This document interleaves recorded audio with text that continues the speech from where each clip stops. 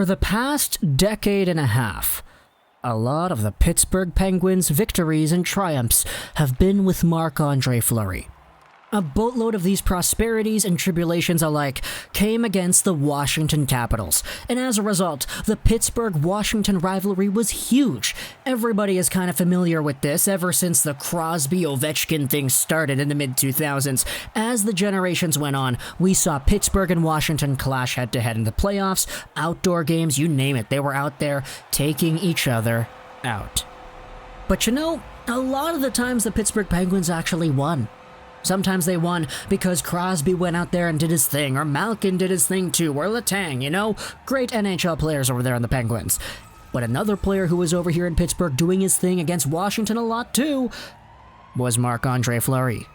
So today, let's talk about this Marc-Andre Fleury, and whether or not he can actually get traded to Washington. Because we're going over an article here on VegasHockeyNow.com, and normally I don't like going over hypothetical ideas that are suggested unless they're either A, super outlandish, B, incorporated with a small sense of truth behind it, or C, coming from an actual source that makes sense.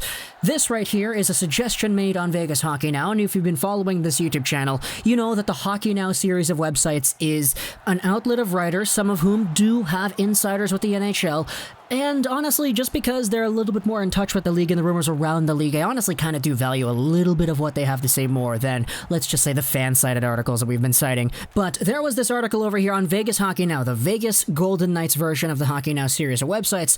Without Henrik Lundqvist, could the Washington Capitals chase Marc-Andre Fleury?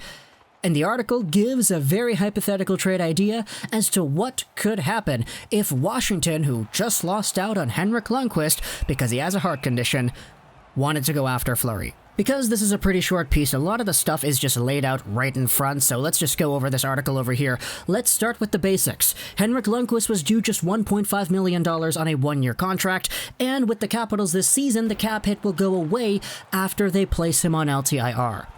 Then there's Michael Kempny, who had off-season surgery to repair a torn Achilles, which puts him out 6 to 8 months. Kempny carries an AAV of $2.5 million, and placing him on the LTIR frees up a little bit more space. So now the Caps are able to maneuver a bit more with $4 million of LTIR space. Once they trade a contract back to Vegas, we can make the trade work. With this idea, the Marc-Andre Fleury conversation becomes a little bit easier to handle because Marc-Andre Fleury is making $7 million of an AAV until 2022. So that's an extra year on the contract after this one. It was a 3-year, $21 million extension, remember, that he signed back in 2018 after they went to the Cup Finals, but Fleury, who is indeed 36 years old, still does have a whole bunch of value around the league. Not really too much to the extent that the Vegas Golden Knights would have been able to trade him because, hey, they tried doing that, it didn't work because the contract is a little bit too big there. But he still is a pretty good goaltender playing against the Vancouver Canucks, playing in the postseason, .910 save percentage in the 4 games he played in the recent return to play, which certainly is not bad. He just kind of got outplayed or outrolled, I guess. Yeah, outplayed's definitely the wrong word, so outrolled, I guess we'll just say that, by Robin Lehner because they just decided to play him over there instead. That's kind of why the whole agent Twitter backstab thing was even a story, but if the Washington Capitals wanted to make a trade where they acquire a $7 million Fleury, they'll be forced to use that LTIR space freed up by Michael Kempny, as well as that Henrik Lundqvist. And if you take a look at the article over here, we have some options as to who could be sent over to Vegas in exchange for Fleury. To me, the guy who makes the most sense coming back to Vegas is Carl Hagelin. Oof, okay.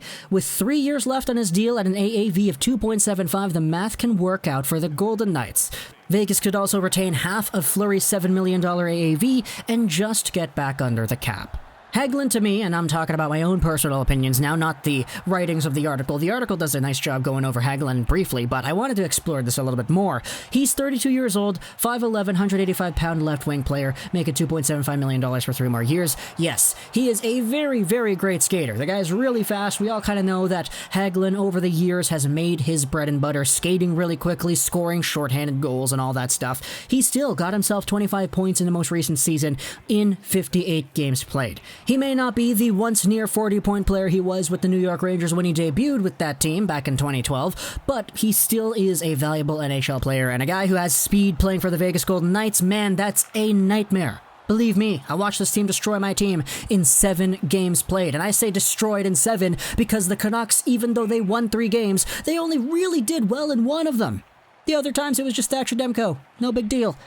But, of course, we do have to give our props where props are due. The Vegas Golden Knights have a very good system when it comes to speed, when it comes to capitalizing on rushes. They know how to do that. These guys like Tuck, these guys like Marchessault, etc. They know how to play with speed. And Carl Hagelin is one of the guys in this league who, like Michael Grabner, for example, knows how to play with speed. He's 32, so there's a whole bunch of time left for him to actually still be good, and if you play him around with the Vegas Golden Knights, who knows what can happen. He also has appeared in a whopping 136 playoff games in his career, which is indeed tied for 19th among active NHL players with Alex Ovechkin, Patrick Kane, and Chris Letang. Yeah, that's very good company. Also, the article talks about the playoff experience too, as Carl Hagelin has indeed made the Stanley Cup Finals 3 times in his career, and a whole bunch of other stuff as well. The guy plays so much, dude. He's a Stanley Cup champion for a reason. But if you take a look at the other pieces that are involved in this trade idea, it actually talks about the Michael Kempny right here, who is indeed a Stanley Cup champion as well, who will be out for a little bit because of his torn Achilles. He'll be LTIR money, and he has 1 more year after this current year with a 2.5 AAV.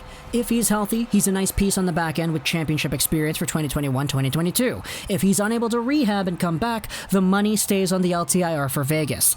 If Vegas were to trade for his $2.5 million to stash on LTIR, it places them just barely under the cap, and it doesn't ruffle the current defense, which is a very, very big idea right here.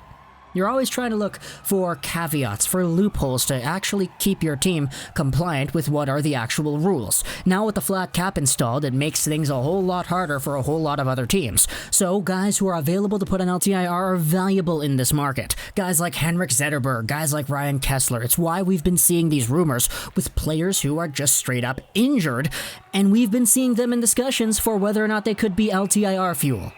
And finally in the article over here, there is Nick Jensen, talks about how it doesn't really seem like a move that would make sense for Washington unless they're comfortable with both Trevor Van Riemsdyk and Jonas Siegenthaler for their top 6 this season, but if the Caps are comfortable with those two, hey, they could probably do a similar thing with Carl Hagelin with Nick Jensen. The article also says that because Vegas is pretty good on D, I mean, they got Alex Pietrangelo, that's not really too bad of a player right there. They had to give up Schmidt to get him, but hey, they're still a good team. He is in a spot where it doesn't really seem like a likely scenario, but it's still a possibility. So, if you go over the final notes here in the article, it says there is a fit for Marc-Andre Fleury in Washington. Carl Hagelin is the piece that the writer believes the Golden Knights would most covet, and for both teams makes the most sense.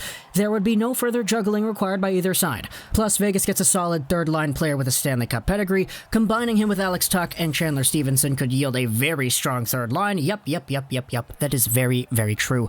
If Vegas is going to Washington, this could be the case. So I'll leave a link in the description if you want to check out this article. There indeed is a little bit more of an insight onto these players over here, so go ahead, read the article. But I just wanted to talk a little bit about this because when you're talking about Marc-Andre Fleury and you're talking about the Vegas Golden Knights being in a position where they need to make some moves, need to comply with the salary cap, etc., Marc-Andre Fleury's name has been out there more times than none.